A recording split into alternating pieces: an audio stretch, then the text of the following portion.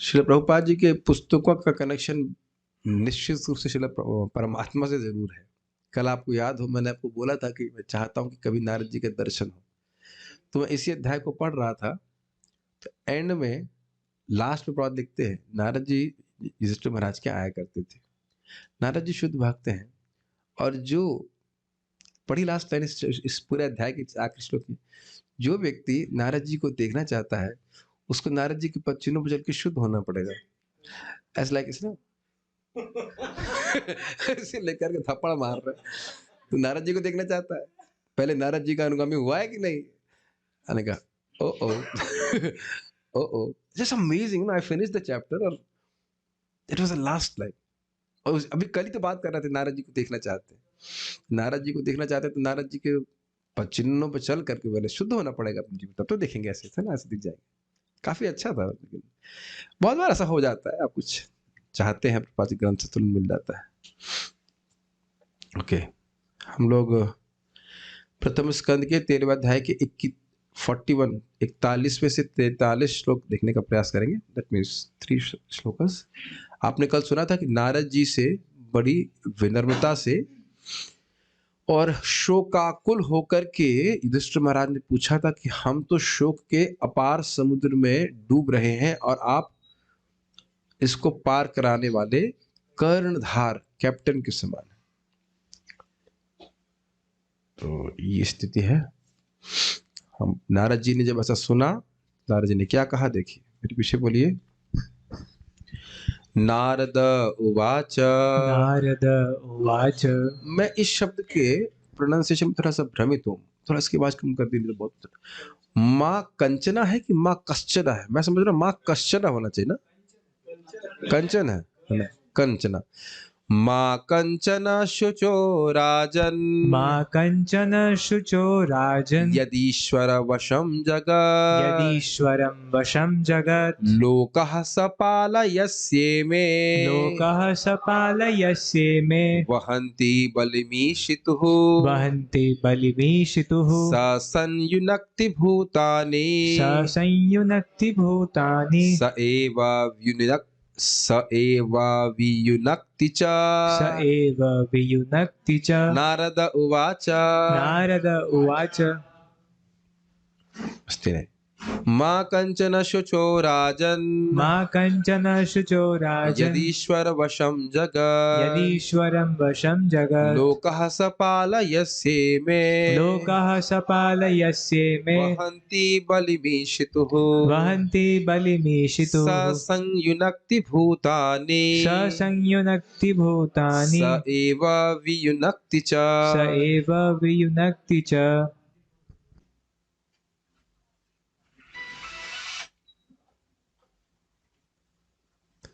तो इससे पहले कि हम लोग इस कथा में आगे जाएं, सब लोग अपने पवित्र फोनों को निकालें। साइलेंट मोड में है कि नहीं आपका बच्चा देख लीजिए, क्योंकि कल तो मैंने माफ कर दिया था, आज हम कोई भी शब्द प्रयोग करने में चुकेंगे नहीं। अगर डांट नहीं खाना चाहते हैं, अगर बजा फोन तो बहुत कस के डांट लगाएंगे, संबंध नहीं देखेंगे हम, निष्पक्ष रूप से डांट पड़ेगी। ओके, अनुवाद। श्री नारद ने कहा, हे धर्मराज, आप किसी के लिए शोक मत करो, क्योंकि सारे लोग परमेश्वर के अधीन हैं। ये नहीं बताए हैं कि चाचा ताऊ और ताई कहाँ गए। ध्यान दीजिएगा, बड़ी सुंदर शैली से नारद जी बता रहे, सीधे बता देते कि चाचा ताई वहां से चले गए हिमालय में यहाँ पे और मर जाएंगे कुछ दिन के बाद, तो वह मूर्छित हो जाते, बेहोश हो जाते। तो इसलिए पहले उनको ज्ञान दे रहे हैं। ये सीधा स्वामी इस बात को बोलते हैं कि तुरंत नहीं बता रहे हैं। अतएव सारे जीव तथा उनके नेता, अतएव मतलब, अतएव का लिंक पहली लाइन से है, क्योंकि सारे लोग परमेश्वर के अधीन हैं, अतएव सारे जीव तथा उनके नेता लोकपाल अपनी रक्षा के लिए पूजा करते हैं। किसकी पूजा करते हैं? भगवान की पूजा करते हैं। वे ही सबों को पास पास लाते हैं तथा उन्हें विलक करते हैं।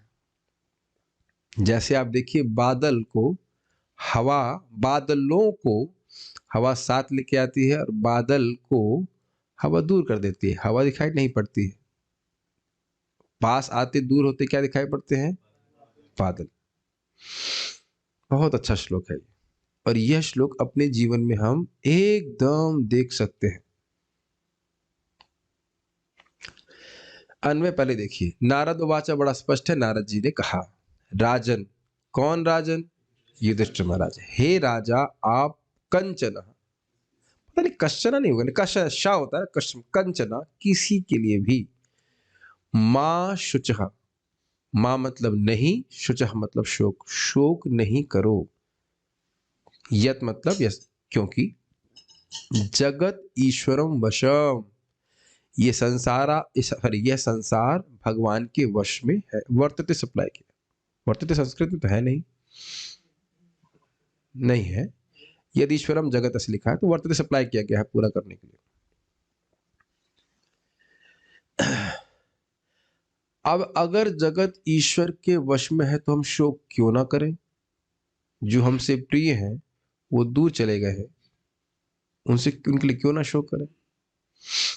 देखिए यहां समझ लेना होगा कि ईश्वर जो है वह क्रूर नहीं है। उनका प्रयोजन समझना कि कोई व्यक्ति हमसे दूर क्यों जा रहा है या कोई व्यक्ति हमारे पास क्यों आ रहा है, ये हमारे समर्थ में नहीं है। लेकिन इतना जरूर समझना चाहिए, भगवत से समझ लीजिए 5.28 ना 29, सुहृदम सर्वभूतानाम। अब समझ में आ रहा है कि शोक क्यों नहीं करना चाहिए? समझ में तो आ रहा है लेकिन समझ में नहीं आ रहा है। मैं इसलिए थोड़ा स्लो जा रहा हूं। सभी कुछ ईश्वर के अधीन है, और वो ईश्वर कैसे है? सुहृद है। तो कोई व्यक्ति पास आ रहा है और दूर आ रहा है तो वह कुछ गलती तो उनसे कुछ हो नहीं सकती, कुछ हित सोच के ही कर रहे हैं। समझ में आ रहा है ना? कितने लोगों को समझ में आ रहा है? मेरा प्रश्न समझ में आ रहा है मैं क्या बोल रहा हूं? मैं क्या मैं पूछ रहा हूं, आप लोगों को समझ में आ रहा है? वैसे तो नहीं समझ आता। मैं इसीलिए तो पूछ रहा हूं, समझ में आ रहा है कि नहीं आ रहा है?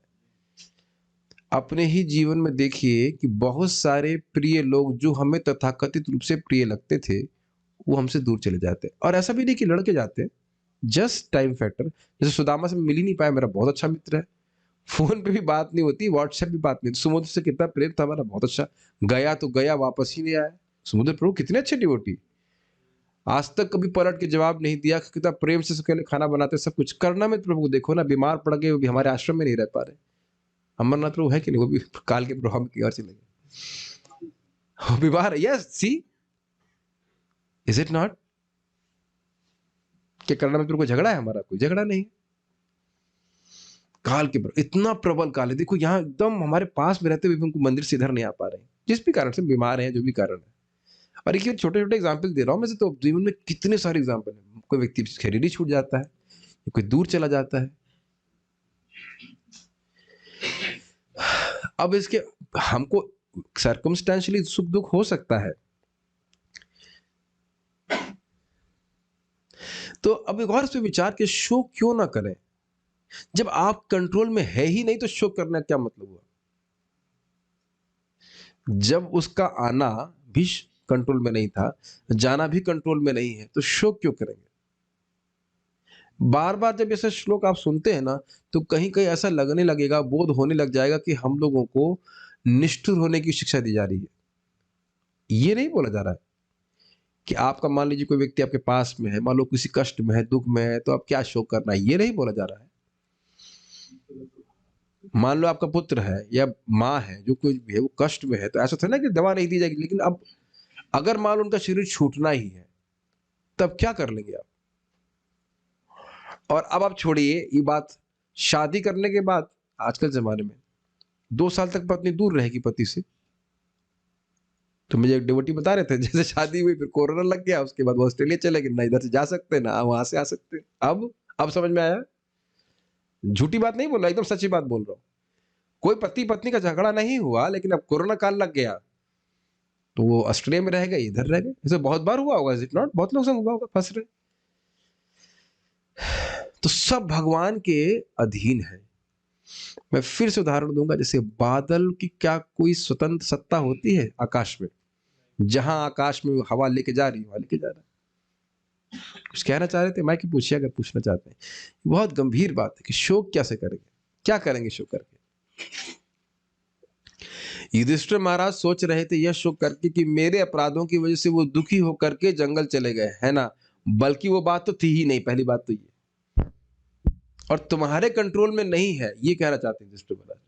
नारद जी कह रहे हैं, हाँ कुछ बोल रहे थे। प्रभु जी, तो इच्छा हमारी कहाँ पे रहती है? जैसे धृतराष्ट्र की इच्छा देखिए, रोल प्ले इच्छा सीधी बात है, जहां भगवान लेके जा रहे हैं वहां जाकर सेवा करनी है। जैसे प्रभुपाद जी बताते हैं ना, टाइप राइटर भारत में खिटखिट खिटखिट, स्वर्ग में खिटखिट खिटखिट, और नरक में खिटखिट खिटखिट। ये स्वतंत्रता है, बाकी कौन क्या। हमारी इच्छा को भगवान वजह से भगवान लेके जा रहे हैं हमें वहां पे। बहुत सारी बातें हैं, हमारी इच्छा की वजह से, काल की वजह से, कर्म की वजह से, बहुत कुछ, लेकिन है भगवान की इच्छा से। इच्छा करी जाने की बात तो भगवान धृतराष्ट्र ने इच्छा करी जाने की, अपने से हो गई ना उसको। विदुर जी कौन भेजा? वो मत सोचिए कि कैसे हुआ का मतलब नहीं है, कोई माध्यम मिलता है। वो कुछ भी हो, तो भगवान किसी को भी माध्यम बना लेंगे, लेकिन पॉइंट ये है कि हमारे वश में नहीं है। ये बहुत इंपॉर्टेंट बात है, ये भक्ति के कंटेक्स्ट में बहुत गंभीर है। अब हम सबको भक्ति देने का प्रयास कर रहे हैं, तो क्या सब लोग टिकेंगे? ये तो मैं अपने जीवन में देख ही रहा हूं, जो बहुत सम्मान करता था वो बात भी नहीं करता है। और ऐसा नहीं कि मेरे संग ही होता है, बहुत से लोग संग होता है। आप लोग संग कभी ऐसा नहीं हुआ कि जो बहुत सम्मान कर रहा है, प्रेम कर रहा है, वो एकदम विमुख हो जाता है? अपमान करता है या विमुख हो जाता है, बात ही नहीं करता। ये देखिए, समझ लीजिए, अगर व्यक्ति शोक से अभिभूत हो गया तो भक्ति नहीं कर पाएगा। Does it sink in? अब आप चिंता में पड़ रहे हैं, भाई क्या हुआ उसका, क्या करेंगे, वो क्या हुआ, तो आप भजन कैसे करेंगे बताइए, कैसे करेंगे भक्ति? बहुत, मैं इसलिए स्लो जा रहा हूं क्योंकि बार बार अंदेशा हो सकता है कि हम लोग निष्ठुर हो रहे हैं। हम निष्ठुर होने के लिए नहीं बोल रहे, भक्त लोग बहुत सॉफ्ट होते हैं। प्रभुपाद से पूछा गया, Prabhupada that disciple bloomed, Prabhupada के if he bloomed then what we can do. कुछ अपना भी तो हमको दिमाग लगाना चाहिए ना, अपना भी तो कुछ संकल्प होना चाहिए ना भक्ति में रहने का। क्या प्रभुपाद प्रचार करना बंद कर दे? कल भी बात आ रही थी ना कि हम प्रचार करते, लोग चले जाते, तो क्या किया जाएगा बताइए? चले जाते तो क्या प्रचार बंद कर दे?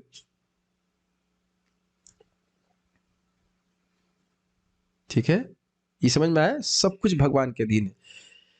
उसको और क्लियर कर रहे हैं, इमे, ये सब, और लोकाहा अर्थात जीव, जितने भी जीव भरे हुए हैं जगत में, सपालहा, अपने नेताओं समेत। अपने नेताओं समेत मतलब जैसे मान लीजिए जो भी लीडर है वहां का, हाँ, ईशितु, रक्षित होने के लिए, यहां पर अनुवाद किया, यस, जिनकी बलिम आवहंती, पूजा का साधन ले जाते हैं। ये समझ में आया? भगवान का आश्रय प्राप्त करने के लिए जीव और उनके नेता उनके लिए उपहार लेके जाते हैं। बलिम का मतलब पूजा का साधन, धूप दीप अर्चन का जो भी मार्ग है, भगवान इससे प्रसन्न हो जाए, संतुष्ट हो जाए, इस प्रकार से वे अर्पित करते रहते हैं। सूर्यदेव भी, इंद्र भी, ब्रह्मा जी भी, समझ रहे हैं? आप सुन नहीं रहे हैं? रोज ही बोलते हैं ना, यम ब्रह्मा वरुणेन्द्र रुद्र मरुतः स्तुन्वन्ति दिव्यैस्तवैः। समझ रहे हैं इस बात? कोई पूछे कि भाई इतना सामर्थ्य कैसे है ईश्वर में, आप कैसे जान रहे थे? कहते ये देखो किस प्रकार से सारे जीव और सारे उनके नेता भी, क्योंकि हो सकता है कि नेता किसी और को पूछता हो, उनके जो चेले हैं किसी और को पूछते हो। कहने का आशय, जैसे समझिए, जैसे मान लीजिए कोई व्यक्ति मारुति का मालिक है, तो मारुति कार में नहीं घूमेगा, हो सकता है उसके एम्प्लॉय मारुति कार में घूमे, वो घूमेगा मर्सिडीज में।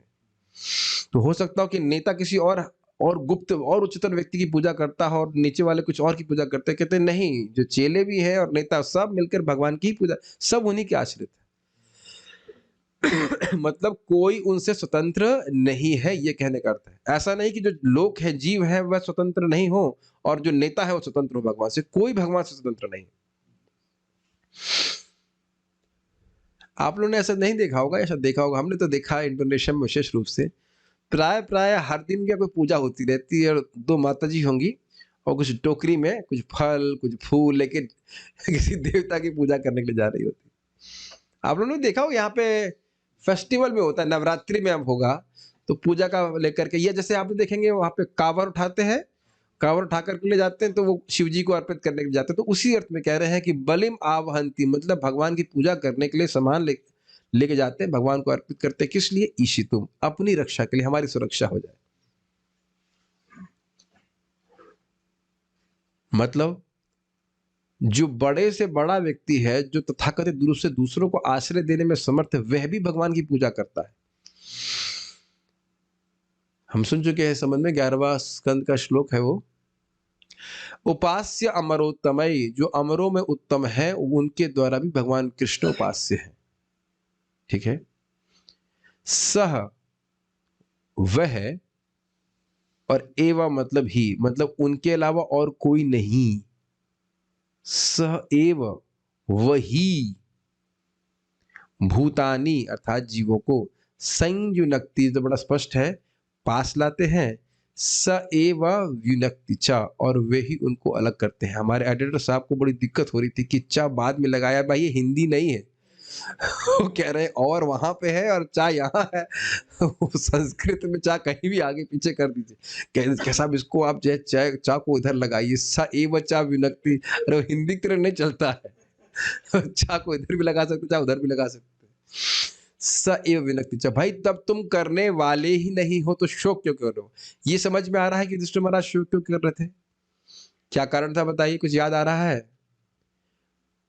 जरूर ये सोच रहे हैं कि 100 बच्चे तो उसने मारे हैं, तो अभी हमारा पाप मिल जाए और मरने का पाप इसको मिल जाए, हम बहुत दुखी हैं, इसने हमारे बच्चों को मारा है इत्यादि इत्यादि, हमारा ध्यान नहीं रख रहा है। ये युधिष्ठिर महाराज सोच रहे थे। धृतराष्ट्र ऐसा कुछ नहीं सोच रहे।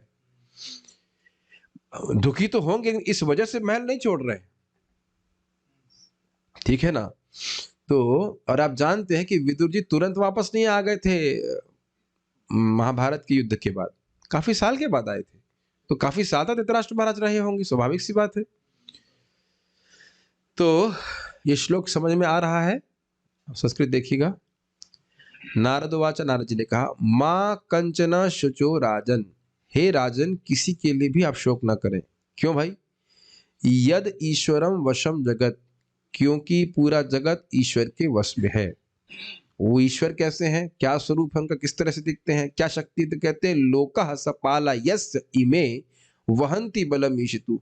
लोका अर्थात सारे जीव, सपाला मतलब उनको, उनका पालन करने वाले, सपालक, पालक, उन जीवों का पालन करने वाले, जो जीव उनके अंतर्गत रहते हैं, उनके अधीनस्थ रहते हैं, वो उन लोकपाले, उन लोकदेवताओं के साथ, यस जिनकी, जिन भगवान की कहना चाहिए, इमे ये सब, वहंती बलिम ईशितु, ईशितु अपनी रक्षा करने के लिए नेता और सारे चेले बलिम ईशितु उनकी पूजा के साधन को वहंती मतलब लेके चलते हैं। और वही भगवान संयुनक्ति भूतानि, वह जीवों को साथ में लेके आते हैं। स एव व्युनक्ति च, और वही उनको दूर करने वाले। अब आप कहेंगे कि भी स एव संयुनक्ति तो नहीं है, एव दोनों में लग जाएगा, तो कई बार आप सुन चुके हैं। स एव संयुनक्ति, स एव विनक्ति च, ऐसा नहीं है कि पास मिला रहे हैं कोई और दूर करने वाला कोई और है। अब जो थोड़ा उदाहरण से आप समझ लीजिए, किसी के यहाँ कोई संतान उत्पन्न होता है तो कौन जीव आएगा, इसके ऊपर माता पिता का कोई कंट्रोल है कि नहीं? और कब वो बच्चा शरीर छोड़ के चला जाएगा, उससे माता पिता का कंट्रोल है? अब तो समझ आ रहा है ना स्पष्ट रूप से आपको? ये तो एकदम स्पष्ट उदाहरण हो रहा है, भगवान की ही व्यवस्था से वो जीव आया और भगवान की व्यवस्था से वो चला जा रहा है। Is it clear? ये आप आगे भागवत में सुनेंगे, जब चित्रकेतु महाराज का बेटा प्राप्त होता है, 1 करोड़ यानी रानियां थी शायद, 1 करोड़ रानियों से एक भी बच्चा पैदा नहीं हुआ। बताओ, तुम इतने सामर्थ्यवान हो, अगर माता पिता में ही क्षमता होती तो 1 करोड़ पत्नियां होने के बाद भी, और राजा शक्तिशाली भी थे, तब भी होने के बाद भी फिर को बच्चा नहीं हो रहा था। तो कुछ भगवान की व्यवस्था से उनको एक ऋषि मिलते हैं, क्या नाम था उनका, अंगिरा ऋषि, और उनको आशीर्वाद देते हैं हर्षोक नाम का पुत्र होगा। वो हो गया, उसके बाद वो बच्चा बहुत दिन रहा भी तो नहीं, भगवान की व्यवस्था से उमर गया। तो अंगिरा ने शाप दिया, ये वो बाहरी रूप से कुछ भी लगे, लेकिन करने कराने वाले सब भगवान होते हैं। क्या आपने ये सब भाषा सामान्यतः इस्तेमाल करी है कि नहीं? ये जो श्लोक नारद जी बोल रहे हैं, कि आप लोगों ने कभी इस्तेमाल नहीं किया? किसी के घर में अगर मृत्यु हो जाती है, वो बहुत दुखी होते हैं, तो क्या बोलते हैं, होनी को कौन टाल सकता है, भगवान विधि का विधान है, भगवान की इच्छा के आगे किसकी चलती है।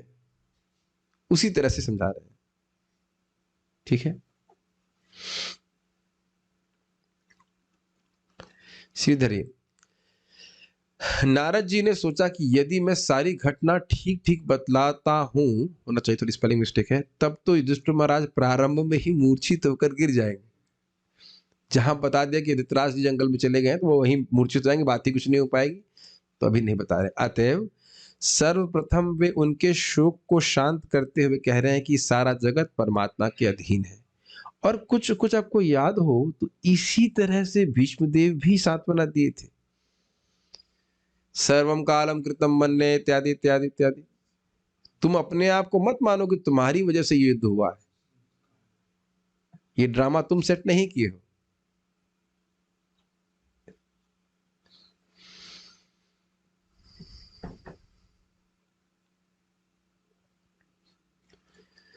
अतएव आपका किसी के विषय में शोक करना व्यर्थ है। परमात्मा की जैसी इच्छा होती है उसे कोई रोक नहीं सकता है, ठीक है, स्पष्ट है। तो लोकाह इत्यादि श्लोक के द्वारा परमात्मा की संपूर्ण जगत नियामकत्व का वर्णन करते हुए नारद जी कहते हैं कि सारा जगत परमात्मा का नियाम में है। भाई ये कठिन हिंदी हो गई, तो समझा देता हूँ। इसका अर्थ क्या है, लोक का मतलब भाई ऐसा नहीं है, मतलब वो बात जो ने बोली कि परमात्मा भगवान श्री कृष्ण के ही अधीन सब कुछ है, उसको और स्पष्ट कर रहे हैं। पूरा जगत भगवान के नियमन में चल रहा है, पूरा जगत। थोड़ा सा अपने मन को फैलाइए उसमें दिशा में, पूरा जगत, समुद्र, पहाड़, ज्वालामुखी, हम केवल अभी पृथ्वी की बात कर रहे हैं, और एक एक जीव जो भगवान को मानता हो या ना मानता हो, सब भगवान के वश में है। इसी पे श्रील प्रभुपाद जी बहुत सुंदर प्रार्थना करते हैं कि भगवान आप नियामक के रूप में, ईश्वर के रूप में मेरे हृदय में बैठे हो, मुझे कभी अपनी विस्मृति मत दीजिए। कितना सुंदर प्रार्थना है। भगवान चाहेंगे तुम एक क्षण के लिए, एक क्षण में सब भूल जाएंगे कैसे भक्ति करनी है, क्या करना है। बड़ी अच्छी प्रार्थना है ना। और तो भगवान ऐसे क्रूर नहीं है कि बहुत हो गया, चलो अब इसने बहुत भक्ति कर ली, डिस्टर्ब किया, चलो अब हम खत्म कर दें। लेकिन एक बात जरूर है, यह बात आ रही तुम कह देते हैं कि अगर भक्तों का अपराध करता है व्यक्ति, तो पहले तो भगवान टेस्ट कम कर देते हैं, फिर कहते हैं करो यहाँ क्या कर रहे हो तुम, चलो दूर यहाँ से जाओ। This is the highest gift of Krishna, भक्तों का संग। और जब कोई व्यक्ति ऐसे अपराध करेगा तो भगवान से प्रेरित करके बाहर भेज दे, बाहर कितनी अच्छी है, चलो वहां जाओ, वहां क्या कर रहे हो। आपको याद है परम पूज्य वृंदावन चंद्र महाराज भी यही बात बता रहे थे, वृंदावन में रहकर कोई वृंदावन के निवासियों को कष्ट पहुंचाता है तो अब किसी ना किसी बहाने से, किसी ना किसी तरह से राधा रानी उसको बाहर भेज देंगे। हम लोग ईश्वर नहीं है, याद रखना चाहिए। इस पे एक और आप एंगल से देख सकते हैं, हम लोग सोचते हैं हमारा जाप कर रहे हैं, हमारा नाम नाम में मन लगना चाहिए, लेकिन हम लोग अपने मन के नियामक नहीं है। एकदम हरिदास ठाकुर जी क्लियर कर दिए, हम लोग प्रयास करते हैं, प्रयास करने से भगवान प्रसन्न होंगे। तो भगवान ईश्वर है, इसलिए अब जब उनकी इच्छा होगी भाई तेरे इसका मन मुझ में लगे, तो वह हटा भी नहीं पाएंगे। तो हमारा सामर्थ्य नहीं है कि अपने मन को हम लगा पाएंगे हमेशा, थोड़ा बहुत हम लगाने का प्रयास करते हैं, बाकी सब कुछ हम भगवान पे ही निर्भर है। भगवान चाहेंगे तो एक समय ऐसा आ जाएगा कि आपका मन कहीं नहीं जाएगा, केवल भगवान में ही जाएगा। बहुत सारी बातें यहाँ पे हैं, तो हम उसको आगे पढ़ते हैं। हम लोग इससे पहले क्या सुन चुके हैं, योषा दारू मय्ये था, और आगे उदाहरण आने वाला है। और जगत परमात्मा का नियम में है, अर्थात भगवान के द्वारा नियमित है। भगवान नियमन कर रहे हैं और मैं नियमित, जगत नियमित, और हम भी इसमें हैं। सारे लोक और लोकपाल परमात्मा की ही पूजा करते हैं, वही परमात्मा किसी व्यक्ति को किसी से मिलाने और किसी से विलग करने का काम करते हैं। तो ये भी बड़ा स्पष्ट समझ में आना चाहिए कि हम लोगों को भक्तों का संग प्राप्त हुआ, ये सीधा दिखा रहा है कि भगवान की कृपा आपके ऊपर है।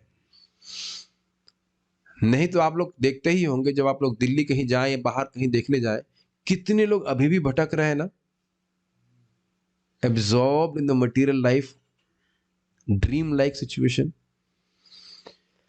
है कि नहीं? कितने लोग ऐसा अनुभव कर पाते हैं जब आप लोग बाहर जाते हो? You can feel that? Yes, very good. है ना, जब कितने लोग भटक रहे हैं, करोड़पति हो सकते हैं, ये हो सकते हैं, एकदम बिल्कुल भटक रहे हैं, भटक रहे हैं, भटक रहे हैं, भटक रहे हैं, भटक रहे हैं। अब कितने जन्मों तक भटकते रहेंगे नहीं पता। बहुत अच्छा श्लोक है ये, बहुत अच्छा श्लोक है, सारा दर्शनी सिमिलर है, थोड़ा सा चेंज किया हमने। प्रारंभ में युधिष्ठिर महाराज यथाघटित कथन को सुनने पर शोक से मूर्छित हो जाते। जो घटना हुई थी उसको सुनने का सामर्थ्य नहीं था, अतः प्रथमतः नारद मुनि उनके शोक का उपशमन करते हैं। अगर आपको अभी ना समझ में आ रहा हो, ये घटना आपने सुनी होगी कि मानो कोई पत्नी है जो गर्भवती है और उसका पति आर्मी में है और वो वीर गति को प्राप्त हो जाता है, तो प्राय उस समय उसको नहीं बताते, है कि नहीं? ये आपने कई बार सुना होगा, ये तो आपने कई बार सुना होगा, कहीं तो ड्रामा में देखा होगा, पिक्चर में ऐसा कुछ। ये बोलते हैं कि नहीं, इस समय बोल देंगे, हो सकता है उसका बच्चे की मृत्यु हो जाए या इसकी स्वयं की ही मृत्यु हो जाए, इस शॉक को झेल नहीं पाए। जैसे मैंने बताया था ना, हमारे एक सामने पंडित जी मरे, तो 96 साल के, 96 साल के पिताजी मरे, वो सुन करके 50 साल का लड़का फिर मर गया। फिर का मतलब सुन के ही मर गया। कितने आश्चर्य की बात। अच्छा, ये एक बात है, ये बात मानता हूं कि मतलब मुझे शोक नहीं होता किसी के मरने का, ये बहुत बड़ा फायदा हुआ। पिताजी के शरीर छोड़ने का भी कोई शोक नहीं हुआ, किसी के शरीर छोड़ने का शोक नहीं होता है। अभी तक तो आंसू नहीं आया। लेट्स सी नेक्स्ट, मैं अपने आप जब मैं खुद मरूंगा तो शायद रो लूंगा थोड़ा सा, ओ मैं मर गया व्हाटएवर। वस्तुतः रोना मरने का नहीं होना चाहिए, रोना इस बात का होता है कि कौन भजन क्यों नहीं किया इससे। गलत तो नहीं कह रहे ना? अगर भक्ति करके मर तो बढ़िया है, भगवान के पास जाएगा, बाकी क्या रोना है उसके लिए। ये लगेगा हम बड़े कठोर हैं, निष्ठुर हैं ऐसे मामले में, लेकिन इस मामले में मुझे वो ज्ञान जाता ही नहीं, क्या करें। पता है कोई मर ही नहीं रहा है। ऑब्वियसली कोई विभत्स घटना होती है तो हिल जाता है हृदय, लेकिन फिर भी मर तो कोई रहा ही नहीं। आप कहते हैं कि शोक न करो, परंतु मैं उन दोनों के वियोग से मूर्छित हो रहा हूं, मान लो युधिष्ठिर महाराज कहे।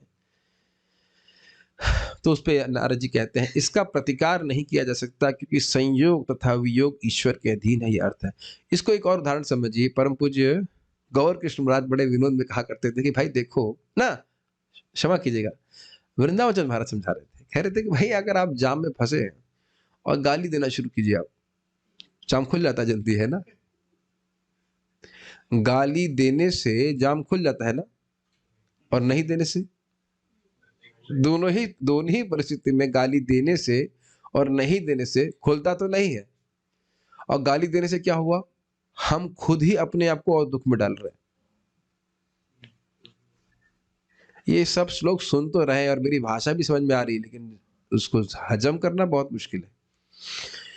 कितनी बार देखा है हमने, जो हमारे आश्रम हम देखे हैं, लोग आश्रम छोड़ रहे होते हैं। मैं इतना खराब नहीं हूँ, I mean I am not that bad, is it not? Please raise your hands if you think I am that bad. आश्रम निवासी बहुत बुरा हूँ क्या? इतना बुरा तो नहीं हूँ। टर्म्स एंड कंडीशन पहले क्लियर बोल देता है, मंगल आरती आओ, जप करो, साधना करो, जो ब्रह्मचारी से एक्सपेक्ट किया जाता है, सेवा करो। हाँ, वो कभी परेशान नहीं करेंगे। आपके रूम में कभी छापा नहीं पड़ेगा। है कि नहीं? ठीक है, क्लास में आइए, कंडीशन बड़ी क्लियर है। क्यों भाई नकुल, कोई कंडीशन जब कभी भी आप आए थे, कब कोई कंडीशन चेंज आया? गोपीनाथ, जो कंडीशन आपको बताई वही नकुल को बताई ना, और वही आप क्या नाम है तनिष्क प्रभु को, कोई नया बात तो हम नहीं बता रहे हैं। अब फिर भी व्यक्ति कहीं यहाँ से छोड़ के जाता है, तो अब मैं शोक नहीं करता। वो मंगल आरती जाओगे, जप करोगे, भक्ति करोगे, जो कुछ करोगे तो तुम्हारा लाभ है ना, तुम्हारी भक्ति बढ़ेगी तो भगवान के पास जाओगे। और ये मेरा कर्तव्य भी है इस प्रकार से बना कर। अब लेकिन उस पर भी कोई छोड़ के जाए, और प्रसाद भी बड़े से खिलवाते हैं, कोई दिक्कत नहीं, कठिनाई नहीं, उस पर भी छोड़ के जाए तो क्या दिक्कत है? उस दिन देखिए रमाकांत मुझे बड़ा उत्साहित किए थे ना, इसी मंच से बोल रहे थे, कह रहे भाई कोई अगर जबरदस्ती भी आपको भागवत सुनवा रहा है तो क्या दिक्कत है? कभी कभी लोग इस आश्रम में इसलिए भी नहीं आते, भाई यहाँ तो 2-2 क्लास होती है। 2 क्लास होती है, रोज क्लास होती है। बैठ के भागवत पढ़ रहे हैं तो क्या दिक्कत है कि नहीं? तो खैर जो भी है, अपना मेरा भी कल्याण है, बाकी लोग भी पढ़ रहे हैं तो लाभ ही होगा। तो क्या कर सकता हूँ बताओ?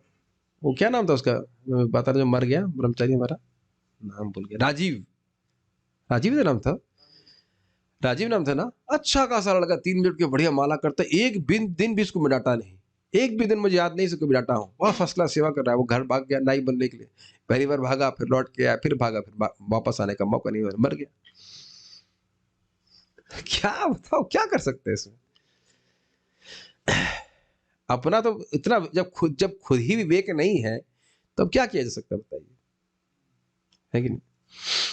तात्पर्य, प्रत्येक जीव चाहे वह इस जगत में हो या आध्यात्मिक जगत में, परमेश्वर के अधीन है। इस ब्रह्मांड के नायक ब्रह्मा जी से लेकर एक क्षुद्र चींटी तक सभी परमेश्वर की आज्ञा का पालन करने वाले हैं। केहो माने केहो न माने, सब आए तुम्हार दास। कोई मान रहा है, कोई नहीं मान रहा, सिर्फ भगवान के दास है। इस प्रकार जीव की स्वाभाविक स्थिति भगवान के अधीन रहने की है। मूर्ख जीव, विशेषतया मनुष्य, झूठे ही परमेश्वर के नियम के विरुद्ध विद्रोह करता है और इस तरह असुर या नियम भंग करने वाले के रूप में प्रताड़ित होता है। ये तो बड़ी सुंदर थीम सुबह ही चल रही है, मूर्ख और ज्ञानी का मार्ग, है ना? कहीं हम स्वतंत्र भगवान से नहीं रह सकते। एक छोटी सी घटना आप सुनेंगे। एक बार एक व्यक्ति ने क्लेम किया कि मैं भगवान से पहले बालू का घरौंदा बना सकता हूं। क्या है? तो भगवान भी इसके सामने आए और उसने भगवान को चैलेंज किया कि भगवान, मैं आपसे जल्दी बालू का घरौंदा बना सकता हूं। अच्छा, तो कहते चलो हम लोग कंपटीशन करते हैं। तो जैसे ही कंपटीशन के लिए वो बालू को समेटने लगा तो भगवान कहे बालू अपनी लाओ।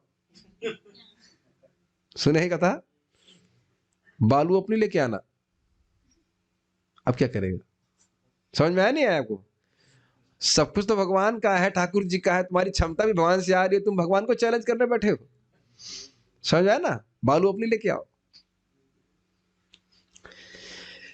तो इस पे तो हम सुबह भी बहुत चर्चा कर चुके हैं। हर चीज पे व्यक्ति भगवान पे ही आश्रित है। ये बोलने के लिए भी कि भगवान नहीं है, वह भी भगवान पे आश्रित है। यद्यपि अगर ये भी कहा जाए कि नास्तिक का मतलब क्या होता है, जो भगवान पे विश्वास नहीं रखता। भगवान को गायब कर दीजिए, अब बताइए नास्तिक का मतलब क्या है? बोलो, माइक बोलो फटाक से। तनिष्क बोलने में तेज है, बताइए नास्तिक मतलब क्या होता है? और भगवान शब्द इस्तेमाल नहीं कर सकते, बोलिए। कुछ नहीं। कुछ नहीं, शास्त्रों में मनस्य रहता है, शास्त्रों में विश्वास नहीं करता। उस तरह से नहीं, नॉर्मल अर्थ में बोल रहा हूं। यस, यानी कि नास्तिक की सत्ता भी भगवान पे आश्रित है। तुम भगवान को ही गायब कर देंगे तो तुम कह रहे हो ना, आई एम अथीस्ट, तुम अथीस्ट भी तो नहीं रह पाओगे, तुम्हारी सत्ता गायब हो जाएगी। Who are you?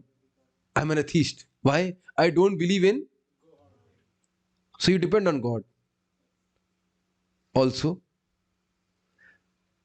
कितना स्ट्राइकिंग है ना? You can't be an atheist without God.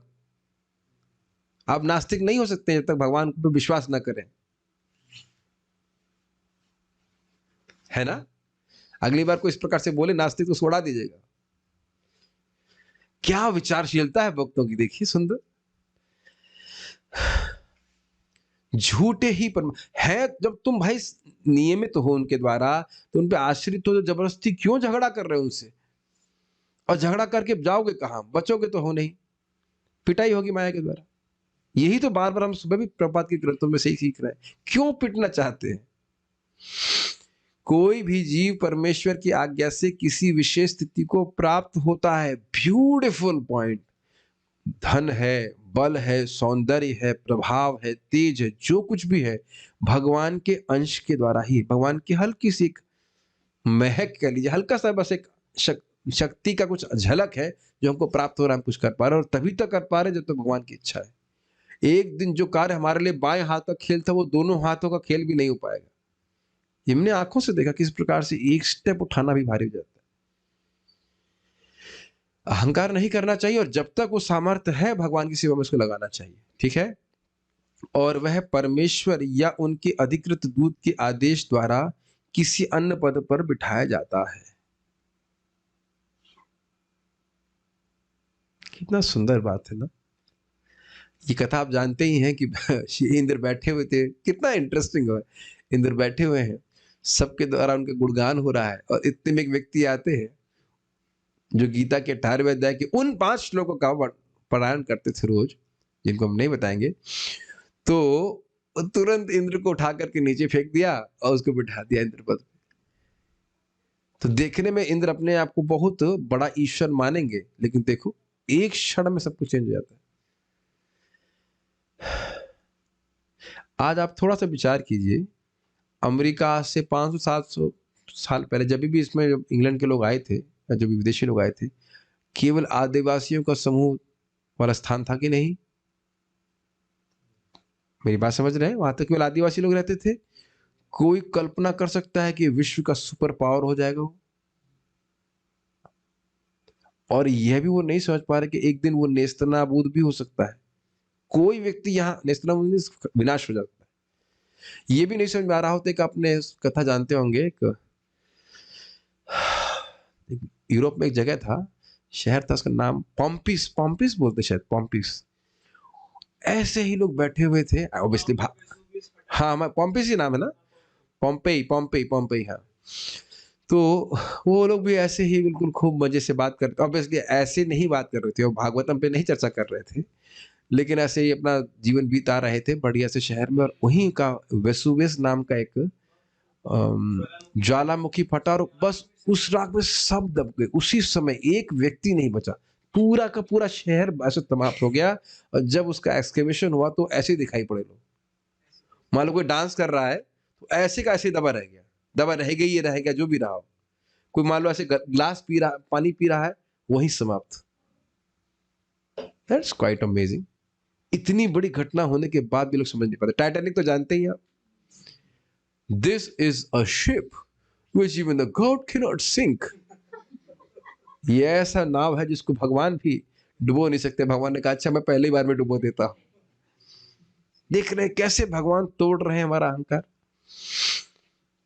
हम लोग कई बार सुनते हैं, मोहम्मद अली का वीडियो दिखाया जाता है भक्त, आई एम द ग्रेटेस्ट, बाद में भक्त सुनते ग्रेटेस्ट फूल। वो दिखा रहा है मैं बहुत बड़ा बॉक्सर हूं, बाद में बुढ़ा हो गया तो उसके हाथ ऐसे हिल रहा है, कॉफी का कप भी नहीं उठा पा रहा है वो। समझ रहे हैं? ब्रह्मा, शिव, इंद्र, चंद्र, महाराज युधिष्ठिर या आधुनिक इतिहास के नेपोलियन, अकबर, सिकंदर, गांधी, सुभाष तथा नेहरू सभी भगवान के दास हैं और परमेश्वर की परम इच्छा से ही अपने स्थानों पर बिठाए तथा उनसे हटाए जाते हैं। और कहेंगे हिटलर भी, हिटलर तो नाम नहीं रखे प्रभुपाद यहाँ पे, लेकिन नेपोलियन ये भी बहुत खतरनाक आदमी था, अकबर बहुत खतरनाक आदमी था। तो इन्हीं का कुछ प्रयोजन लेकर के सबको भगवान अपनी अपने ही शक्ति से नियुक्त करते फिर हटा देते। It's amazing, is it not? As if they are completely helpless.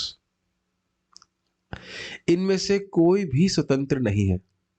यद्यपि ऐसे लोग या नेता विद्रोह करके भगवान की श्रेष्ठता को मान्यता नहीं प्रदान करते, किंतु इसके लिए उन्हें विभिन्न कष्टों द्वारा भौतिक संसार के और अधिक कठोर नियमों के अंतर्गत रखा जाता है। ध्यान देना होगा कि शिव जी और ब्रह्मा जी ऐसे नहीं है, लेकिन अन्य लोग बोल रहे हैं ना, नेता।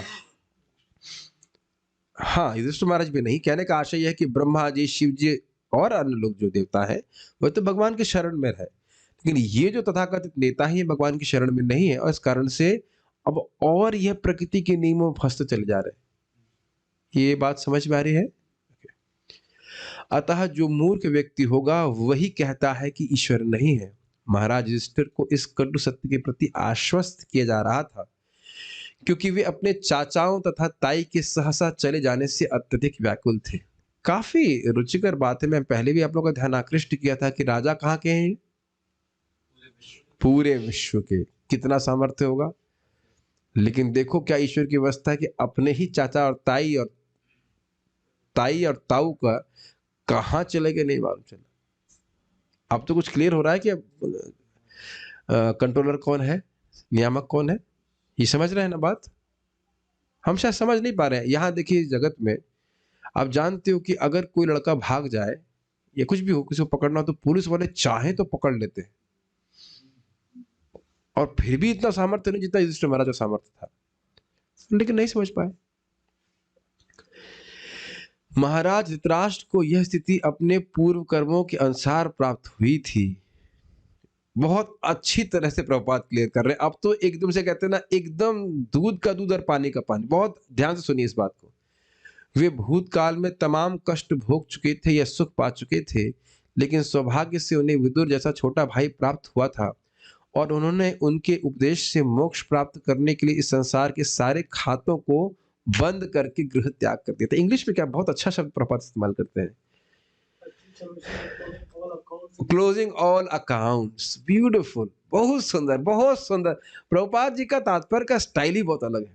पहले तो इस बात को समझिए, क्यों शोक ना करें। देखिए, हम नहीं देख रहे हैं कौन व्यक्ति कौन कर्म करके आया, तो हम शोक करते हैं। ये अच्छा, दूसरा कारण, मान लो कोई सुख दुख में है जो भी, और इस पे भी हम नहीं जानते कि भगवान की प्लानिंग उस व्यक्ति के लिए क्या है।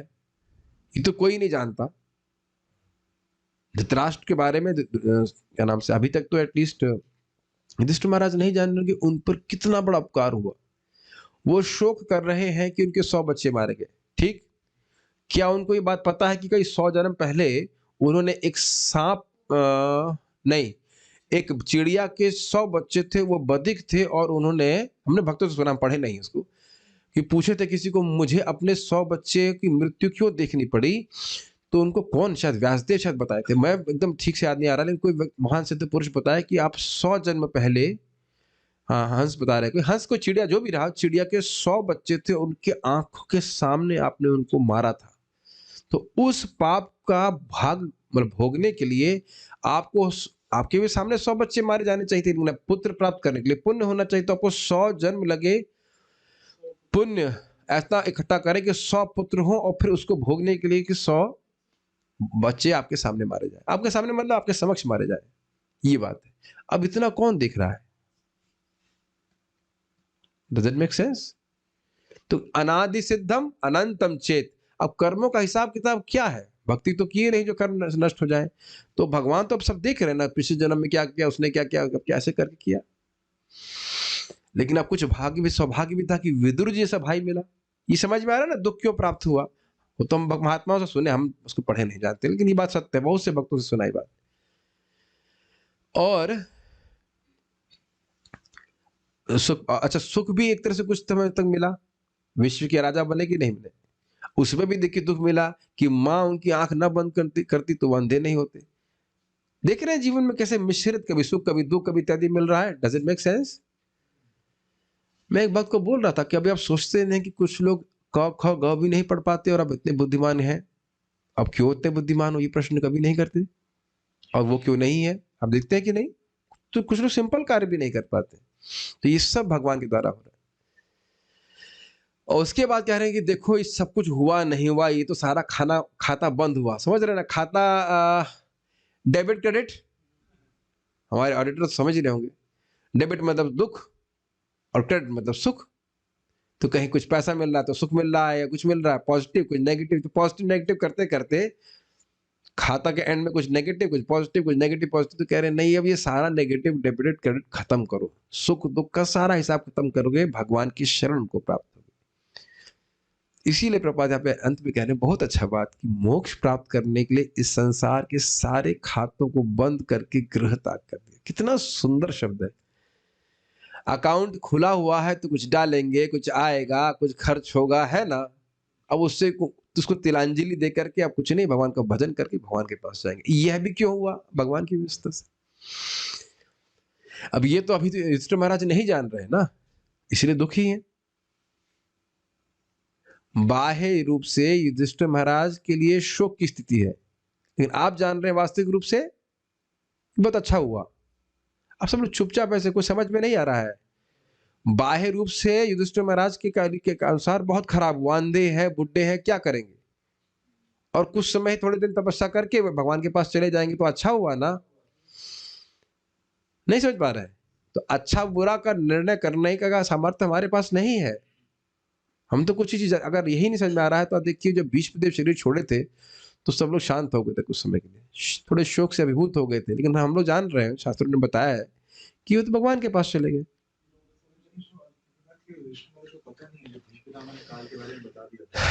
अब आप कहेंगे कि युधिष्ठिर महाराज को पता नहीं, भाई जो कुछ भी हो यहाँ तो नहीं, अभिभूत तो हो ही रहे ना। देखिए समझिए, वो महान वैष्णव है, पर दुख दुखी, वो बार बार यही सोच रहे कि मैंने अपने ताई ताऊ को बहुत दुख दिया है। एक और एग्जांपल समझिए, एक मुझे बड़ा अच्छा बात याद आ रही थी, वहां छूट गई थी बोलना। मदर टेरेसा को, गुरु महाराज बोल रहे थे, मदर टेरेसा को पूछा गया कि जगत में समस्या क्या है, what is the problem, what is the highest problem you see in the world. पता है क्या उत्तर था? The biggest problem in this world is that I am very sinful. अपने को बोल रही थी कि मैं बहुत पापिनी हूँ। मदर टेरेसा, बताइए क्या इनके जीवन में पाप रहा। बड़ी महान स्त्री है ना, इतनी वो नम्र और जेन्युइनली उन्हें बोला, बड़ा ही अद्भुत बात है ना। I don't know how much Vishnu को कितना जानती थी, वैष्णव होने का बड़ा सुंदर गुण प्रकट करने की। दुनिया की सबसे बड़ी समस्या ये है कि मैं बहुत बड़ी पापनी हूँ। It takes a lot of courage to speak that genuinely. अब देखिए, भक्त थी या नहीं, भगवान की तो भक्त थी ही, भगवान को भले भगवान कृष्ण के रूप में न जानती हो, लेकिन कुछ उपासना भगवान की सेवा तो करती थी, उनका नाम उच्चारण भी करती थी। इनका उत्तर देखिए कितना उचित है। हमसे पूछा जाता तो कहते हाँ ये जगत में ये प्रॉब्लम है, ये कलयुग है, वो है, सब बोलते हैं, लेकिन नम्रता से एक बात बोलना ही बहुत बड़ी बात है। मैं सबसे बड़ी पापनी, मैं बहुत पापनी हूँ। अमेजिंग। एनीहाउ, तो ये युधिष्ठिर महाराज की कॉन्शियसनेस है ये कि वो सब अपने पे दोष ले रहे हैं, उनका कोई दोष नहीं है, उनकी चेतना इस प्रकार की है कि हम गलती कर रहे हैं, उनकी हमारी गलती से वो चले गए। ठीक है, अब धृतराष्ट्र का तो खाता बंद हो गया, हमें अपना कब खाता बंद कर रहा है वो विचार करना है। अल्टीमेटली खाता बंद ही तो करना है ना। And we are waiting for the best day. मेरी बात समझ में आ रही है? समझ में आ रहा है मैं क्या कह रहा हूं? हम वो दिन देख रहे हैं कि बहुत अच्छा दिन आएगा, उस दिन हम खाता बंद कर देंगे। खाता बंद करना समझ रहे हैं, जगत में मेरे लिए कुछ है, ये आशा लेकर व्यक्ति कुछ कर रहा है ना जगत में। और कितनी आश्चर्य की बात है कि हम यहाँ के हैं ही नहीं। आप में से कुछ लोग विदेश तो कभी ना कभी गए होंगे, गए हैं आप लोग? कोई भी नहीं गया, आप गए हो तो आप जान रहे हो कि वहां पे आप जानते हो कि मैं वहां के हो ही नहीं। कोई भी बुद्धिमान भारतीय समझ लेगा कि मैं वहां का नहीं हूं। तो बहुत स्पष्ट है कि नहीं? You don't become attached to anything what is happening there. जो कुछ भी हो रहा है उसे आप देख रहे हैं, हो रहा है, लेकिन उसमें आसक्ति कुछ नहीं है। वहां पे ऐसे मैं बाली गया तो आप कुछ फट रहा हो, ज्वालामुखी या कुछ भी हो रहा है, उसे हमारा कोई संबंध नहीं होता। परम पूज्य नवयोगेंद्र महाराज प्रवचन में कह रहे थे हम यहाँ के हैं ही नहीं।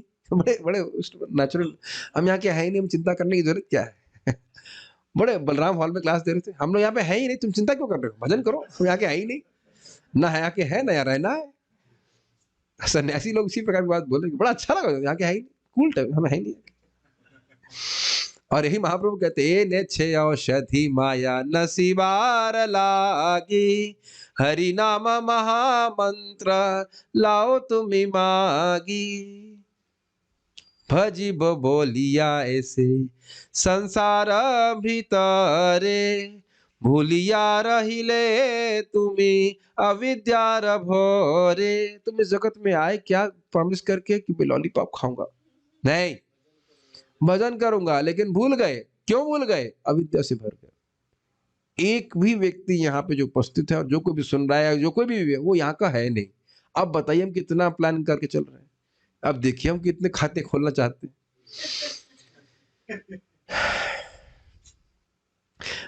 खोलना भी चाहते हो, कम से कम सुनना तो चाहिए कि नहीं खोलना चाहिए।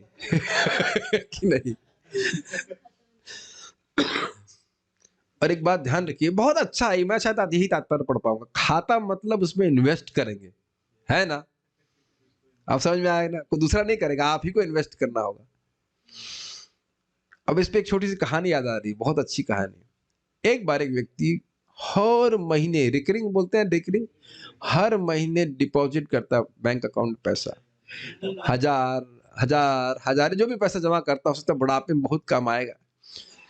जब बुढ़ापा आ गया और बैंक मैनेजर के पास नहीं, उसको मालूम चला कि वह मरने वाला है, तो अरे भाई इतना पैसा मैंने अपने अकाउंट में डाल रखा है, जरूर मैं जाकर देखता हूँ कितना पैसा हुआ, मरने से पहले कुछ तो मैं देख लूँ। तो मैनेजर ने कहा आपके अकाउंट में एक भी पैसा नहीं है। अब उसका तो दिमाग ही खराब हो गया, कहे भाई हम तो देखिए सारी रसीदें हैं, हर महीने हमने इन्वेस्ट किया इस खाते में, आप ऐसा क्यों से बोल रहे हैं? तो कहते हैं हाँ आपने पैसा तो डाला लेकिन अपने अकाउंट में नहीं।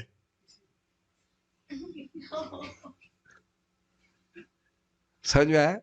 तो आप जितने खाते हम खोल रहे हैं शरीर से संबंध या मन से संबंधित, यानी शरीर के संबंध में जो भोग कर रहे हैं वो हमारे से तो कोई संबंध है नहीं। शरीर के लिए काजू और आत्मा के लिए कोयला। समझ रहे हैं? भोग आत्मा के लिए क्या कर रहा है? सब शरीर के लिए तो कर रहे हैं, और वो सब जीरो हो रहा है कि नहीं? काफी बहुत स्ट्राइकिंग एग्जांपल है। दूसरे अकाउंट में डाल रहे तो सोचते थे हमको पैसा मिल जाएगा, कुछ नहीं मिलेगा। खूब और रिलीजियसली कर रहा है, बहुत निष्ठा से कर रहा है, सब शरीर के लिए तो कर रहा है, और सत्य बात है मृत्यु के उसमें कुछ भी साथ नहीं मिलता। ठीक है, तो अब सारे खाते बंद करके ये आप, मैं एकदम इररिलेवेंट बात नहीं बोला हूं, धृतराष्ट्र ने पूरा जीवन आत्मा के लिए क्या किया ये बता दीजिए। एक काम नहीं किया, हाँ गीता सुन लिया था एंड में लेकिन वैसे कोई काम नहीं किया ऐसा। मतलब हम इतना आरोप नहीं करना चाहते, भगवान की कुछ तो पूजा पाठ किए होंगे, लेकिन मोस्टली माने कि पाप ही किया, भगवान के भक्तों से सुपरद्रोह किया, सुपर भक्तों से सुपरद्रोह। आप यहाँ किसी को थोड़ा बहुत बुरा बोल देते तो भी आप सोचते ना अपराध हो गया, किसी के घर तो नहीं जलाया ना आपने, और महाभागवतों को फूकने का मौका तो नहीं मिला होगा। अरे हंस रहे हो, सोच रहे हो कितना बड़ा अपराध हो गया। खाली सोचेंगे ना तो दुर्गति को प्राप्त होगा, सोचेगा ऐसा।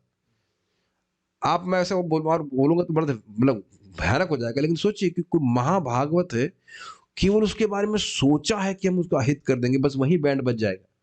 और इन्होंने तो पूरा प्रयास किया है, और महाभागवत के भगवान के पार्षद है सीधे, मतलब महाभागवत के लीजिए अत्यंत प्रेमी है, उनको फूकने का प्रयास किया, उनको जला देने का प्रयास किया, तो कहां भक्ति करी बताइए? एकदम गलत अकाउंट में पैसा इन्वेस्ट किया है। फिर भी देखो भगवान की क्या कृपा है कि विदुर जी को भेज करके उद्धार करा दिया। ऐसा कोई काम नहीं किए थे कि इनका उद्धार होना चाहिए था। तो जो भी रहा हो, लेकिन ये बहुत बात हमारे लिए सीखने वाली है कि जल्दी से जल्दी जितना हो सके भगवान के खाते में डाला जाए, भगवान की भक्ति की जाए, यहाँ के खाते बंद करने का प्रयास करना चाहिए। This human life is not for setting up the show, it is for winding up the show.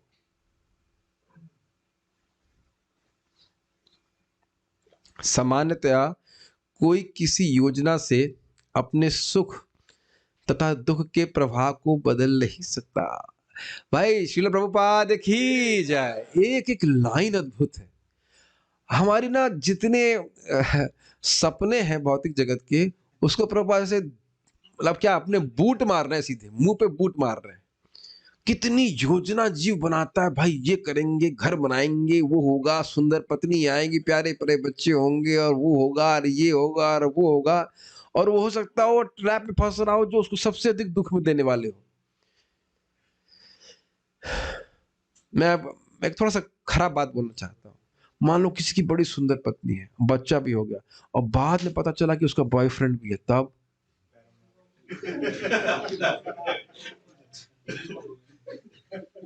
अब तो क्या, ये मत सोचिएगा कि नहीं हो रहा, हम तो सुनी यथा भवती इति सुश्रुमा, जो सत्य घटना है वो सुनने में आ रही है कि बहुत हो रहा है।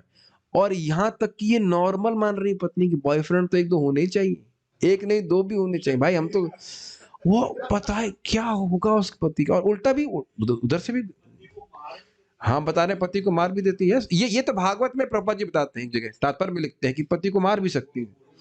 हाँ यस यस यस, कितना उसका। अब देखो शादी नहीं करता, जो करना चाहते हैं हमको उसको कुछ ब्लेसिंग नहीं दे रहे, लेकिन मान लो जो नहीं करता तो अब कितना सुखी था कि नहीं। शादी नहीं करने की बात कर रहा हूं, नहीं शादी नहीं करने से सुख होता है, ये हमारा शब्द नहीं है, इसमें लिखा। अब मैं इस पे क्लास ही दिया था, याद हो भागवत बलराम, जब तक वह भोग के प्रयास नहीं करता है अनिहया, तब तक बहुत सुखी है। जिस दिन से वो सोच रहा है कि मैं भोग करूंगा, उसी दिन से दुख शुरू हो जा रहा है। लेकिन एक बहुत बड़ी संभावना है ना,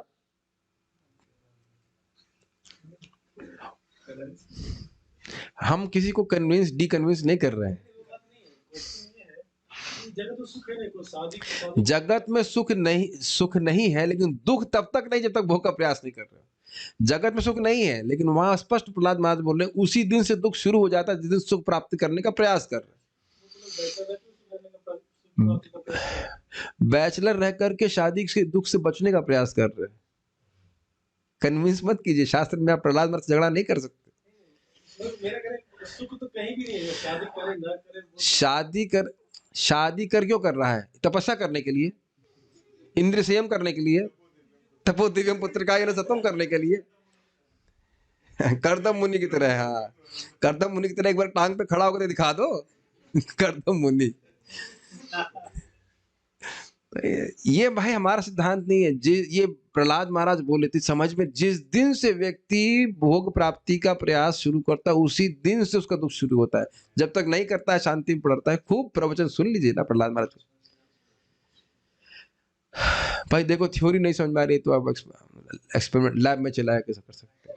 जब अरे हम पूर्व जन प्रभु हमको बोले हैं शादी मत करना, हम भगवान की कृपा से नहीं होगी तो अच्छी बात है।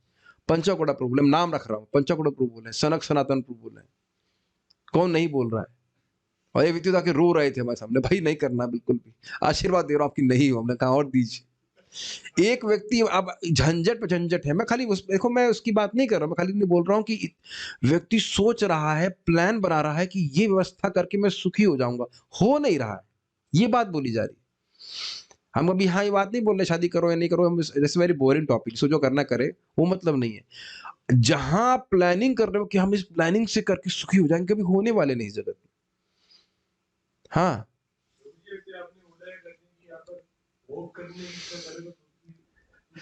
जिस दिन से भोग की प्लानिंग करते उसी दिन से दुख शुरू होता है। हम भोग की इच्छा नहीं करते, वो एक अलग प्रश्न हो जाएगा। बीमार क्यों होते हैं और दुखी क्यों होते हैं, या बीमार होना और दुखी होना दोनों में अंतर है।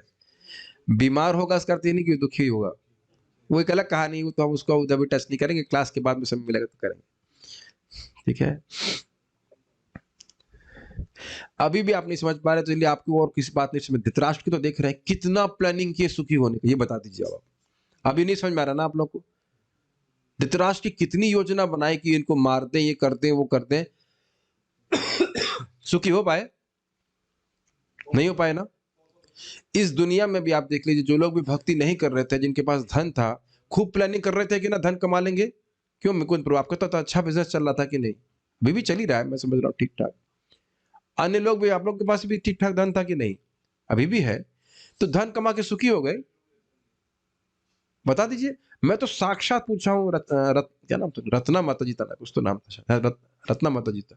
She had her own bank, अभी भी उनके पास खुद के बैंक है इंडोनेशिया में, पाली में। और मुझसे पूछा कि आपको कैसे, कहती है my life was completely dry. Public में बोल रही थी, मैं एकदम दुखी थी। जिसके पास खुद का बैंक हो, बताइए कितना पैसा होगा। ऑलमोस्ट जहां जाते थे वहां उनका मकान है। ये समझने का प्रयास कीजिए, सुख प्राप्ति का कितना भी प्रयास कर ले व्यक्ति, वो ध्वस्त हो जाएगा, कभी सुखी नहीं हो सकता। धृतराष्ट्र से बड़ा एग्जाम्पल क्या है बताइए? सिद्धांत प्रभुपाद बोल रहे हैं ना। अब देखिए यहाँ पे क्या लिखा है, प्रभुपाद जी बोल रहे हैं, इतना सुंदर बात है। समानतः कोई किसी योजना से अपने सुख तथा दुख के प्रभाव को बदल नहीं सकता। समझ रहे हैं? सुख आ रहा है भगवान की, अगर मान ली जाए भौतिक सुख आ रहा है तो भगवान की व्यवस्था से आ रहा है, तुम्हारी योजना से नहीं आ रहा है। और दुख आ रहा है तो भगवान की इच्छा से आ रहा है, तुम्हारी योजना से नहीं आ रहा है। आपके जीवन में वैसे कभी नहीं हुआ कि एक रोग से आप पीड़ित थे, मानो 5 साल 10 साल, आपने सारे डॉक्टर को दिखा दिया, ठीक नहीं हुए, और एक कोई सामान्य दवा दिया और ठीक हो गए? कभी नहीं होता ऐसा। अरे आप एक संग सबके संग होता है। अरे आप एक संग नहीं, बहुत संग होता है। तो जो सुख और दुख का प्रभाव है वह जब तक भगवान चाहते तब तक व्यक्ति को भोगना पड़ेगा। तो इसलिए शोक करने का मतलब नहीं है। क्यों मैं बोल रहा हूं? युधिष्ठिर महाराज बार बार सोच रहे मेरी वजह से, अरे भाई तुम्हारी वजह से नहीं हो रहा है, भगवान की योजना है, इतनी बात बोली जा रही है। हमारे आश्रम में भक्त था, मैं नाम नहीं रख रहा हूं, उसको बड़ी दिक्कत थी, बहुत कठिन सेवा दे दी थी। तो साउंड सिस्टम की, जानते ना, माइक लगाना कितनी कठिन सेवा होती है। जैसे हम यहाँ पे आते, जितना यहाँ था उतना ही मंदिर की सेवा, देखते ना मंगल आरती में एक माइक स्टैंड लगा देना, उसको ऑन करना, कितनी कठिन सेवा है ना। उसको सर दर्द हो रहा था, प्रभु जी बहुत मुश्किल सेवा आपने दी है। ओहो अच्छा अच्छा। अब शादी हो गई, 10 घंटे काम कर रहे हैं, उसमें कोई कठिनाई नहीं हो रही। अब बाद में भक्तों को बोल रहे थे हम अपनी इंद्रिय तृप्ति के लिए कर लिए, बहुत दुख में है, ये है वो है। क्या कर सकते हैं बताइए, कितनी कठिन सेवा उसको दी, कितना जालिम आदमी हुआ बताइए। तो अब मैं क्या कर सकता हूँ बताइए, वो भी क्या कर सकते हैं, योजना है। अब योजना से नहीं हो सकता है, हमारी योजना से कुछ नहीं होता है। केवल एक योजना बनानी चाहिए, अगर आप प्लान बनाना चाहिए कैसे मैं कृष्ण भावना भावित हो जाऊं, क्योंकि ये योजना बिल्कुल भगवान की योजना के अंतर्गत है। मैं फिर से रिपीट कर रहा हूं, यदि आपकी ये इच्छा है कि मैं भक्त बन जाऊं, तो ये कभी विफल नहीं होने वाली। क्यों? क्यों? क्योंकि भगवान भी यही चाहते हैं कि आप डिवोटी बन जाओ भगवान का सत्य। तो भगवान की इच्छा में इच्छा, भगवान के राग से राग मिलाइए। Is it not? कृष्ण भी यही चाहते हैं कि मन मना भव मत भक्त, तो स्पष्ट बोल रहे हैं। तो हम भी आपके भक्त बन जाए, हमें क्षमता दीजिए कि हम भक्त बन जाए। कभी सोचा नहीं ना इस तरह से? भगवान की इच्छा से इच्छा मिला दीजिए तो कोई दिक्कत नहीं। भगवान सत्य संकल्प है, आप भी भक्त, आपकी इच्छा भी पूर्ण हो जाएंगी। अगर आपने इच्छा करी है कि मैं भक्त बन जाऊं, तो बनोगे ही पक्का। ये प्रभुपाद जी के शब्द है, तुम्हारी डिजायर होनी चाहिए। प्रभुपाद से पूछा गया कि शुद्ध भक्त बनने के लिए क्या योग्यता चाहिए, कहते हैं डिजायर। इच्छा हो जाएगी तो बन जाएंगे, पक्की बात। ये मुझे बहुत अच्छी लाइन लग रही है, मैं इसमें सिर्फ थोड़ा सा बोल रहा हूं कि हमारी योजना से हमारे सुख और दुख का प्रभाव नहीं होना। ये और आपको समझ ले, चींटी मान लो पानी गंगा जी में गिर गया, आप बताइए चींटी की क्या अस्तित्व है गंगा जी के सामने? वो कहे मैं एडजस्टमेंट करके किसी तरह से गंगा जी के प्रभाव को रोक लूं, बताइए। अब तो बड़ा स्पष्ट हो रहा है, क्या कर लेंगे? देखिए मैं बातें ना रियलाइजेशन से बोल रहा हूँ, इज द सेंस कि हमारे एक बहुत अच्छे मित्र, मैं नाम नहीं रख रहा हूँ, वो शादी किए, बहुत अच्छी, मतलब माता जी भी बहुत अच्छी थी, डिवोटी थी, भक्ति कर रही थी। अब एकदम टीबी और पता नहीं क्या क्या बीमारियां हो जा रही हैं उनको। तो अब वो बच्चे को भी संभाल रहे हैं, पत्नी को भी संभाल रहे हैं, खुद भी खाना बनाते हैं, फिर नौकरी भी करनी पड़ी है। विद ऑल ड्यू रिस्पेक्ट, परेशानी तो हुई ना उनको। और यहाँ तक कि उनकी पत्नी भी बोलती है, अच्छा होता तो आप शादी नहीं करते, आपको कितना दुख भोगना पड़ रहा है। दोनों लोग बहुत अच्छे हैं, इसलिए मैं कोई भर्सना नहीं कर रहा हूँ, लेकिन प्लानिंग तो थी ना कि हम बहुत सुखी हो जाएंगे करके करके। बेचारे अब बहुत दुखी, भक्ति भी नहीं कर पा रहे। बहुत अच्छा डिवोटी था, बहुत अच्छा डिवोटी था। मान लो आप शादी करते हैं और आपका बच्चा पंगु निकल गया, तो आप देखते नहीं वो बच्चा माता जी सेवा करती है, बताइए जीवन भर आप क्या करेंगे बताइए। भाई देखो, इस मेरे बोलने से थोड़ा ना कुछ फर्क पड़ता है, इसको जो करना है वो करेगा, लेकिन एक पॉसिबिलिटी तो है ना, बहुत सारी पॉसिबिलिटी ना। हमारी योजना से क्या कर लेंगे बताइए? अब बच्चा पंगु निकल गया या मेंटली रिटायर्ड हो गया तो हो ही गया, अब आप क्या करोगे?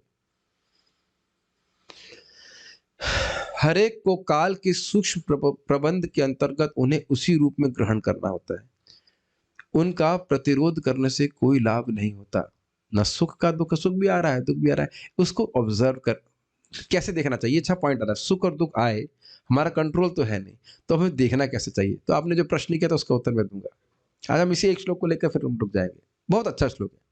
भाई सुख आए तो देखना चाहिए भगवान की कृपा है, हम भगवान की भक्ति ठीक से कर पा रहे। अब दुख आए तो क्या करना चाहिए, तो इसको समझना चाहिए। एक कि भगवान की भक्ति आप कर रहे हैं तो बहुत बड़ा होना था, वो बहुत कम आया। अब इसको महाराज ने बहुत सुंदर तरह से समझाया, समझने का प्रयास कीजिए। देखिए आपने कहा कि भाई जो भोग प्राप्ति का प्रयास नहीं करते, साधुओं के जीवन में भी कष्ट आते हम देखते हैं, एकदम दृष्ट है, बुखार है, खांसी और बड़ी बड़ी रोग भी हो जाते हैं। तो देखिए यदि हमारे पास एक चेक आता है और उस चेक को हम कचड़े के डब्बे में डाल देते हैं, और है चेक मान लो 2 करोड़ रुपए का, तो कितने रुपए मिलेंगे? रुक जाओ, अंकित प्रभु आप बड़े एक्सपर्ट हो धनवन में, ये बताओ कि एक चेक को अगर आप कचड़े के डब्बे में डाल देते हैं तो कितने रुपए मिलते हैं उसमें? बस बहुत अच्छा, कचरा हो गया। और उसी को अगर आपने बैंक में डाल दिया तो कितने मिलेंगे? पूरे 2 करोड़ मिल जाएंगे। स्पष्ट है? तो यदि दुख आया और रोते रहे, भगवान को उल्हाना देने लगे, भगवान देख ही नहीं रहे, कब से देखो मैं भक्ति कर रहा हूं, देखा आपने मेरे से कोई ड्यूटी दिखा, इतना दुख दे रहे हो ये वो, तो उस दुख को हमने वेस्ट कर दिया। लेकिन वही दुख इस समझते हो कि भगवान की कृपा है, भगवान कृपालु है, मेरे अंदर भोग वासना है वो तो है ही, उसको निवृत्त करने के लिए भगवान कुछ दे रहे हैं, मुझे जितना भोगना चाहिए था अपने अपराधों के कारण उससे बहुत कम भोग रहा हूं, तो वही मानसिक चेतना हमको भगवान के धाम के जाने के लिए योग्य बना देगी। दुख तो आएगा ही, अब पता नहीं कोई इसके बाद सुनने के बाद सुनेगा कि नहीं। भक्ति कर रहे हो तो भी दुख आएगा ही, लेकिन हमारी चेतना परिवर्तित हो जाएगी। ये चीज धीरे से 3 ताप तीन ताप आएंगे भाई साहब, लेकिन आपका मन की स्थिति क्या है? अगर भगवत प्रेमी है तो वो तो भगवान की कृपा देख रहा है। आज जयदेव गोस्वामी जी का आविर्भाव है ना, दोनों हाथ पैर काटती है और कह रहे हैं हाँ चलो बढ़िया भजन करने को मिल रहा है, कौवे कुएं फेंक दिया, कोई दिक्कत नहीं है। डिपेंड करता है हमारी चेतना क्या है। कम से कम बुद्धि के स्तर पर तो दिखना चाहिए ना, बुद्धि से भी ग्रहण करना चाहिए कि भाई हमारे जीवन में जितना कष्ट आना था उससे बहुत कम आया। मैं तो जब भी बीमार पड़ता हूँ तो स्मरण करता हूँ वो वाला डिवोटी तो और अधिक बीमार पड़ा था, मैं तो कम और मैं आपको सही बता रहा हूँ, मेरे को क्या होता है उसको, छोटी माता आई थी, हाँ छोटी माता थी ना, छोटी माता, स्मॉल पॉक्स। तो हम वैद्य के पास गए, हमने कहा बहुत दिक्कत हो रही है, ये देखिए कितना निकला। कह रहे हैं अरे भाई पिछले वाले के आधा इंच की थे, तेरे तो कुछ mm के है, या तू सही हो जाएगा। और वाकई 3 दिन में हम सही हो गए, मंगल आरती पहुंच गए। सही बात है। मेरा सर फट गया था, वो गिर गया था मंदिर में सफाई करते समय, तो मेरे हाथ में भी चोट आई थी। तो भक्त बोले अब आप उत्साह दे रहे थे, अब आप कभी मृदंग नहीं बजा पाएंगे। हमने कहा thank you for the information. लेकिन कुछ दिन पहले देखा था ना मृदंग बजा रहा था ना। तो हम तो अपने जीवन में खूब देख रहे हैं कि भाई जितनी समस्या आनी थी वहां बहुत कम कर दे रहे हैं। डेंगू हुआ तो कोई दवा भी नहीं खाई, बस थोड़ा जूस पिया, ठीक हो गए। और देखो अब देखो कोलेस्ट्रॉल बढ़ा था तो प्रभु जी तनिष्क प्रभु आगे बताने के लिए ठीक से खाना खाओ। अगर ये भी भगवान, कितने दिन पहले आए तनिष्क, कितने दिन पहले आए आप? महीना हुआ, मेरे पास महीने से रह रहे हो यहाँ पे, 15 दिन भी नहीं होंगे, 20 दिन मैक्सिमम। हाँ मानो 1 महीना पहले। अब देखो कृष्ण एकदम टाइम से भेजा कि मेरे पकौड़े टाइम से बंद हो। हाँ, नहीं तो और बढ़ जाता, तो मैं भी वो हैमरेज लेकर के बैठा होता अभी कहीं। हैमरेज बोलते हैं ना, ब्रेन हैमरेज व्हाटएवर। अब मैं कह सकता हूँ ये कितना बड़ा दुख आ गया हमारे पास। अच्छा खासा पहले हम खा रहे थे और देखिए, नहीं मजाक कर रहा हूँ प्रभु, I love you so much, you are helping me so much, but I am just saying कि so many things are there. Krishna always भगवान हमेशा अपने भक्तों का ध्यान रखते हैं। भक्ता नाम बोलो शम अभिप्सिता, अपने भक्तों को आनंद देने की इच्छा रखने वाले हरि। उनके हृदय में भक्त का कुछ गलत नहीं होता है, ये हमें कन्विंस रहना चाहिए। कुछ हम समझ नहीं पा रहे हैं, आज ना समझ पाए, लेकिन भगवान बहुत अपनी बुद्धि से कभी अपने भक्त का तो गलत सोचते ही नहीं। जो भक्त के पथ को लिया भी है, ठीक है ना, और भले अन्य लोग भी ना समझ पाए। This is very nice, make sense. कुछ उत्तर हुआ आपके? दुख आए समझना चाहिए, भगवान की कृपा है, बहुत कम हुआ, और हमको भक्ति करते रहना चाहिए। हर एक को काल के सूक्ष्म प्रबंध के अंतर्गत उन्हें उसी रूप में ग्रहण करना होता है। हमारे सामर्थ्य में नहीं थे, काल के प्रभाव में हो रहा है, उनका प्रतिरोध करने से कोई लाभ नहीं होता। अतएव सर्वश्रेष्ठ बात तो यह है कि मनुष्य मोक्ष प्राप्त करने का प्रयत्न करे, और यह जन्म सिद्ध अधिकार मनुष्य को ही प्राप्त है। जन्म सिद्ध मतलब अगर आप चाहो तो मिलेगा ही। एक और अर्थ ले लीजिए जन्म सिद्ध का, बस जिंदा रहो मिल जाएगा। Does that make sense? Make sense? जिसके बेटे हो, समझ आ रहा है? ईश्वर स्वामी की टीका है, जिसके बेटे हो बस तुम जिंदा रहोगे तो पिता का संपत्ति मिल जाएगी कि नहीं? समझ आ गया? तो दाएं भाग को बता रहे हैं कि भाई तुम जिंदा रहो भक्ति में, भक्ति करते रहो, माला जाप करते रहो, भगवान को प्रणाम करते रहो। जिंदा ही तो रह रहे हैं, तो कोई बहुत बड़ा भजन नहीं कर रहे हैं तो भी भगवान का धाम प्राप्त हो जाता है। It is a very nice statement, बहुत अच्छा। महाराज बोल रहे थे, भक्ति समित महाराज, जब में नींद आ भी जाए तो भी जब करते रहना चाहिए। बड़े प्रेम से बोलते हैं। ऐसा नहीं कि आप भक्ति बंद कर दो, भक्ति बंद कर दिया तो मर गए, लेकिन भक्ति करते रहो। बहुत अच्छे से बोलते हैं, बहुत ही प्रेम से बोलते हैं। आपको नींद भी आ जाए, झपकी भी लग जाए तो भी कथा सुनते रहिए, मन नहीं लग रहा है तो भी भक्ति करते रहिए, जिंदा बने रहिए, ठीक है? जिंदा रहेंगे तो भगवान का धाम मिल जाएगा। इट्स अमेजिंग, जन्म सिद्ध अधिकार है, हम सभी का अधिकार है भगवान के पास जाने का। सभी तो भगवान के बेटे हैं, बच्चे हैं। कितना आप देख रहे हैं, Prabhupada ji makes it look so easy because it is easy. तस्यहम सुलभ पार्था नित्य युक्त योगिना, जो नित्य ही भगवान की सेवा में लगे रहते हैं उनके लिए भगवान अत्यंत सुलभ है। अभी हमारे क्या नाम है, आपके नाम नहीं बताएंगे, लेकिन हमारे प्रभु जी को प्रॉपर्टी मिल रही है 10,000 स्क्वायर फीट। आपके नाम नहीं बोल रहे हैं, लेकिन इनके ग्रैंडफादर ने इनके नाम पर लिख दिया। क्यों लिख दिया आपके नाम पे बताओ? क्योंकि ये उनके ग्रैंडसन है, क्यों ग्रैंडसन है? क्योंकि अपने पिताजी की तरह पैदा हुए हैं। समझ में आ रहा है सारी इक्वेशंस? और अब आपको क्यों मिलने, और इनको बुलाया जा रहा था वहां पे, कुछ साइन कर दो कुछ ऐसे करके, तो क्यों बोल दिया जा रहा है? क्योंकि आप जिंदा हैं, सिंपल। जिंदा ही नहीं होते तो संपत्ति कैसे मिलती? बस जिंदा रहना है, बहुत अच्छी बात है, केवल भक्ति में जिंदा रह जाए। जिंदा रहने के लिए क्या करना है? हरे कृष्णा कृष्णा कृष्णा हरे हरे, हरे राम राम राम हरे हरे। और इसको करने के लिए रोज भागवत सुननी पड़ेगी। तो क्यों मैं बोल रहा हूँ, बहुत लोगों के मन में चिंता होगी हम कैसे पहुंचेंगे, ये वो। क्या करना है? जिंदा रहना, बस पार हो जाओ।